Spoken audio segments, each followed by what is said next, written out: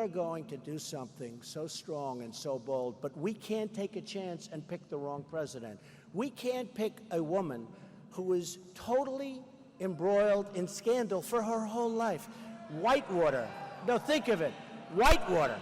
Whitewater was no different. Everybody that studied it, they did a book on it. She should have been indicted. She should have been indicted.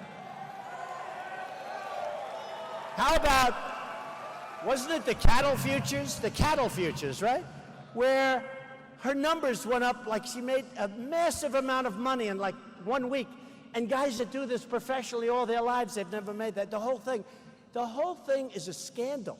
The whole thing is corrupt. It's corrupt, and it has been. You look at the foundation, you look at everything.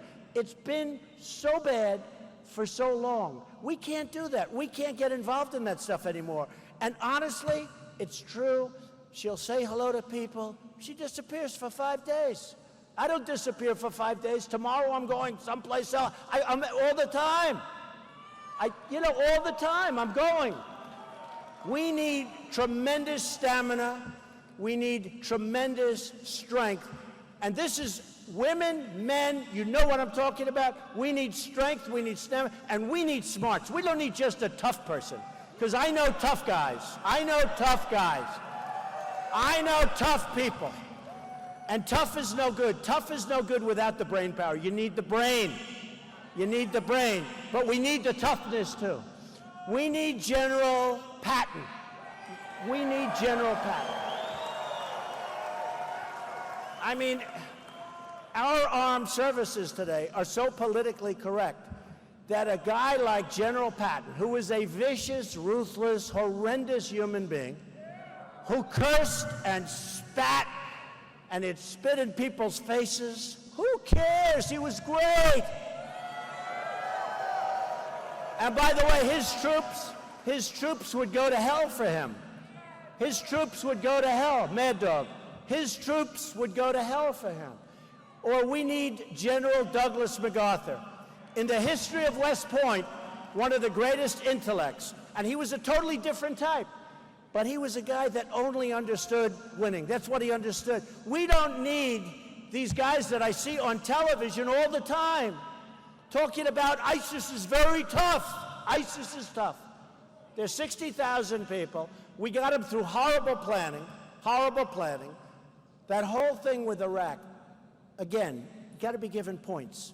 I said in 2003, 2004, don't go in. And now, I am by far, and we have a lot of vets. I love you, vets. I love you.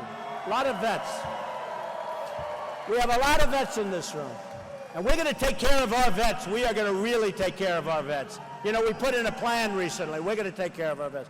But we have to have people that don't talk. We don't want talkers. We want doers. We want people that know what's happening.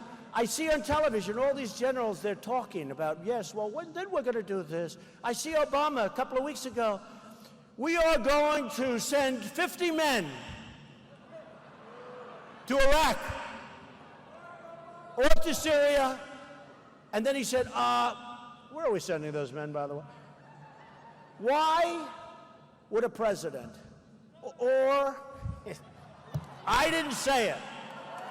I didn't say it. I didn't say that. Go ahead, say it again, but louder. Very rude. They're very rude in Georgia, aren't they? You heard what he said. Well, there's something going on, because some of these decisions are hard to believe. So he announces that he's sending 50 men over, and maybe some women, I don't know.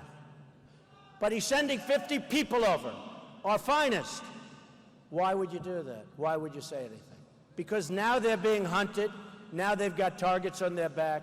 Now the enemy knows they're going over there. Why would you say that? They're being hunted like wild dogs. They're being hunted. Why would you say that you're sending 50 people? And it's, you know, the interesting thing, it's not even good psychologically, because 50 is not the number. I mean, you know, 50 people. So it's not even good from that standpoint. It's not like we're sending 100,000 people. 50 people, they probably say, wow. Well, number one, we're going to get those 50 if we're the enemy, right? Number one, we're going to get those 50, and we're going to make them look real bad. And number two, 50 people. How stupid is this? Okay? If you're going to do it, either do it or don't do it. But you have to either do it or you don't do it. Their strategy is totally wrong. So I write the book, 2000, The America We Deserve. You saw that, right? Did you see the book? Does anybody have that book? The America We Deserve, in the year 2000. And I talk about Osama bin Laden, because he was a terrorist with a big fat mouth, and he was going around saying the destruction he's going to do. And I said in the book, 2 years before the World Trade Center came down, you better do something about this guy, Osama bin Laden. I said something about he's going to crawl into Iraq and come back. And a couple of people said, man, Trump actually called Osama. He did. He came back. He knocked down the World Trade Center with thousands and thousands of lives and people still dying and families still suffering because they lost people. This was the worst attack. This was worse than Pearl Harbor, because at least that was an attack on the military. This was an attack on innocent people working in an office and having lunch up on top of the world. This was an attack on civilians, the worst attack in the history of the country. And we could have done something about it. We could have done something if we had leaders, if we had smart people. We could have done something about that. Osama bin Laden was out there. I wrote about him in my book. He was out there. You don't go out and say we're sending 50 men. Here's another thing. Bush started a war. Shouldn't have been started. You're going to destabilize the whole Middle East. That's what happened. And I said it. 2003, 2004, Reuters has a big article on top. Trump says totally against the war. Not because I would be against, but because you have to know, I'm going to build a military so strong, so powerful, so great, that we'll never have to use it. We're never going to have to use it. We don't want to use it. We don't want to use it. We're fighting ISIS. ISIS is fighting Syria. Syria is fighting. We don't know what the hell we're doing. We have stupid people. You can't fight them both. You got to pick your guy. You got to pick your guy. And I'll tell you who I pick. Assad is a bad guy.